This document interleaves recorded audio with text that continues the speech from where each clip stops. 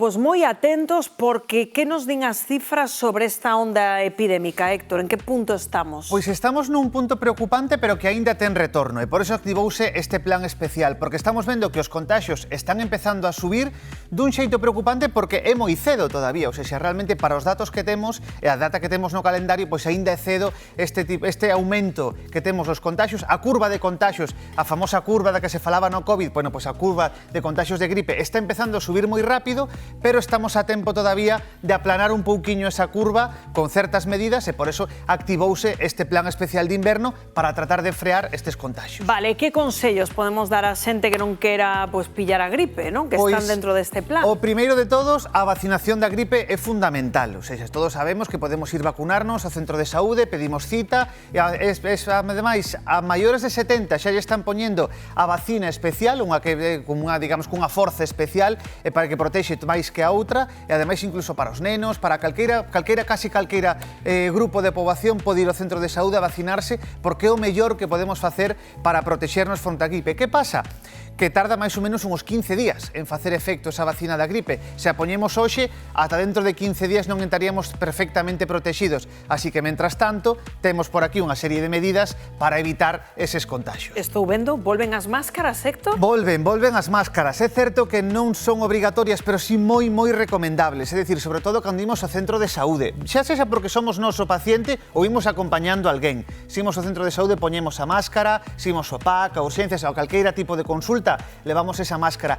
Incluso cando serían recomendables, por exemplo, pois imos ir no autobús urbano, se imos ir nun sitio onde está non moi ben ventilado, pero si estamos todos moi apretados e non me quero contaxiar, saco a máscara do bolsillo, poñémola, estamos ese ratiño aí protexidos, todos temos máscaras na casa que sobraron da pandemia, así que poñela un ratiño e logo xa, pois quitala, que non foi falla levala sempre, pero si neses momentos onde estamos nun sitio que non está moi ben ventilado. E algún conselliño máis, Héctor? Sí, por suposto, a higiene de mans, o xel hidroalcohólico, que parece que quedou aí, todo o mundo empregaba o xel hidroalcohólico, eso xa quedou aí olvidado. Bueno, pois hai que volver a lavar as mans, limpar ben as mans, desinfectar tamén ben as mans, ventilar, se estamos contaxiados, empregar panos desbotables, eso sí. Que outro día nos explicabas que mellor estos cos de tea, non? Sí, moito mellor. E se temos síntomas, imos evitar ir a ver a xente, reducir un pouco os contactos sociais. Que teño síntomas medio que estou aí medio agripallado, bueno, pois non veo o meu sobrinho que naceu fai pouco, non vou quedar cos amigos porque igual empeza a contaxiar, non vou ver o meu abuelo porque igual estou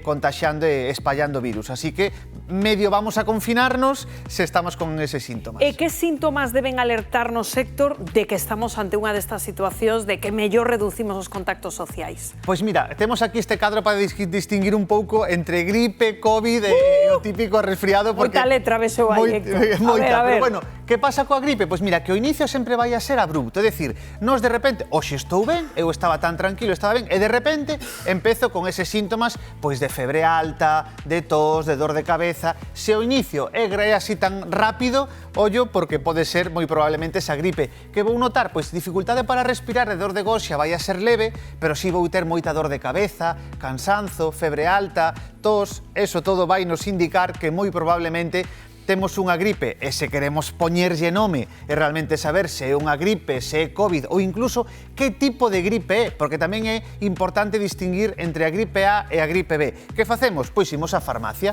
Nas farmacias temos estes test, que todos xa o coñecemos, son os clásicos test que xa fixemos moitas veces do COVID. Os de antíxenos, non? Efectivamente, os test de antíxenos. E temos por aquí uns, porque agora xa os atopamos nas farmacias, que nos van decir se o que temos é gripe ou é COVID. Ou seja, no mesmo test podémolo facer na casa, porque ademais o pauciño que temos non hai que metelo ata o fondo do nariz, como pasaba daquelas e tal, senón que temos o pau que é moito máis pequeno e simplemente como poñelo aquí na punta do nariz, introducir esta parte nada máis, aquí sería suficiente, frotamos un pouquiño, damos aí un par de voltas na punta do nariz e logo xa, pois neste test, imos saber se o que temos é COVID ou gripe A ou gripe B. Pero que diferencia hai entre a gripe A e gripe B? Pois mira, é importante poñerlle nome. Por qué? Porque se temos a gripe B, pois é unha gripe normal, a gripe común. O sea, a gripe B a de toda a vida. A de toda a vida é a gripe B. Que ocorre coa gripe A? que realmente os síntomas van a ser os mesmos, tipo os síntomas non vas a ver se é A ou é B, pero é importante poñerlle o apelido a ese tipo de gripe porque A ten moitas máis posibilidades de complicarse. E de feito, ademais, os tipos de contagio que estamos vendo agora son de A, precisamente. Son de A. Por eso estamos un pouco tan preocupados para tratar de cortar esta cadea de contagios, porque a gripe A hai que estar moito máis pendentes. Se alguén, por exemplo, alguén na casa se contagiou de gripe A, hai que estar máis pendentes a ver como evoluciona, de se nos próximos días mellora, se non mellora, e se empeza a empeorar, ollo, porque se ten gripe A e empeora, ten moitas posibilidades de que acabe sendo unha neumonía, e que acabe incluso mesmo ingresado no hospital. Así que, cando é gripe A, hai que estar máis pendentes que cando é gripe B. Por eso é importante poñerlle o apelido. Vale, e cando temos todos os síntomas que nos acabas de contar e ante a dúbida, ir á farmacia, facernos un test, porlle apelido, non? Como dicías. Xuste, poñerlle o apelido. Si é certo que realmente o tratamento vai ser o que é o da gripe, que non imos tomar antibióticos, porque para a gripe os antibióticos non funcionan,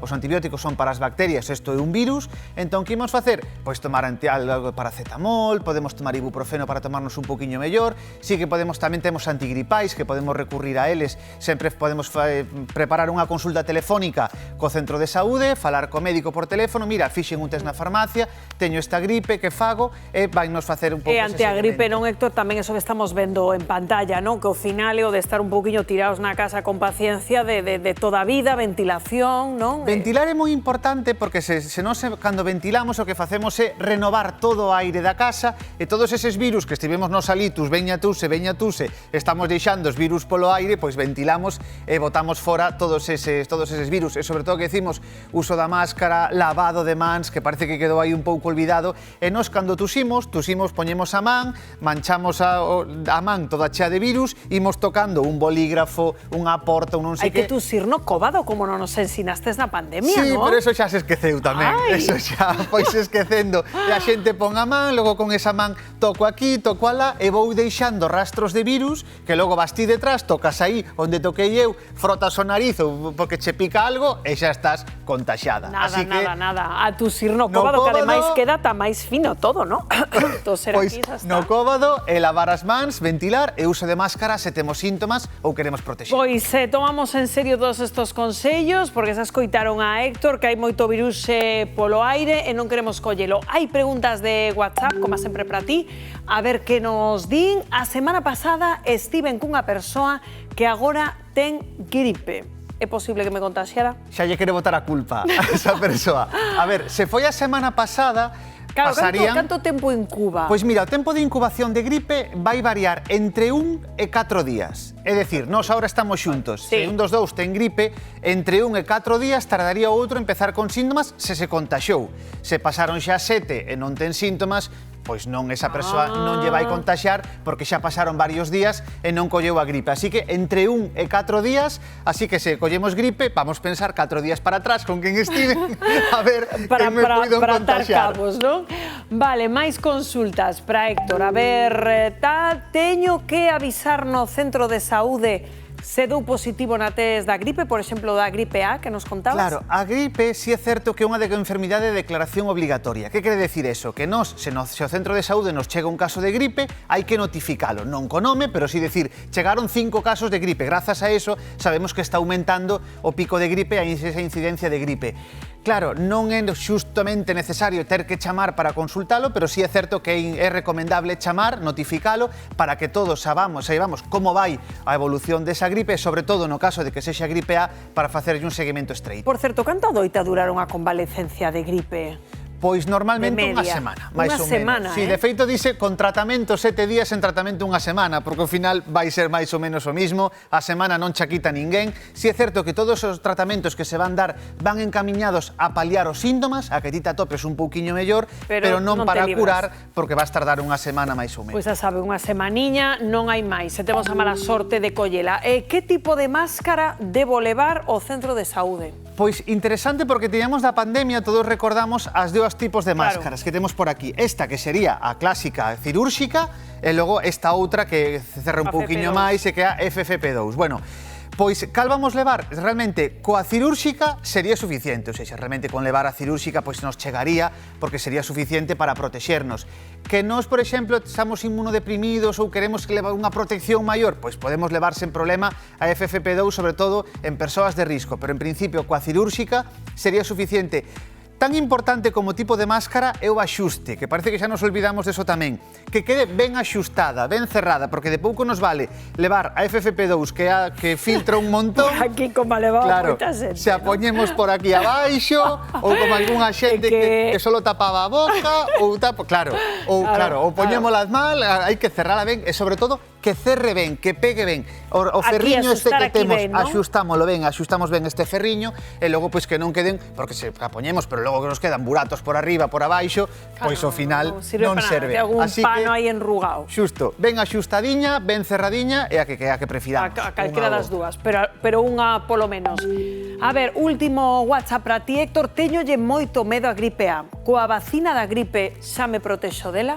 A vacina que se está poñendo agora protexe frente ás dúas, frente a gripe B e frente a gripe A. Entón, se te vas ao centro de saúde e te vacinas, estarías protexido frente ás dúas.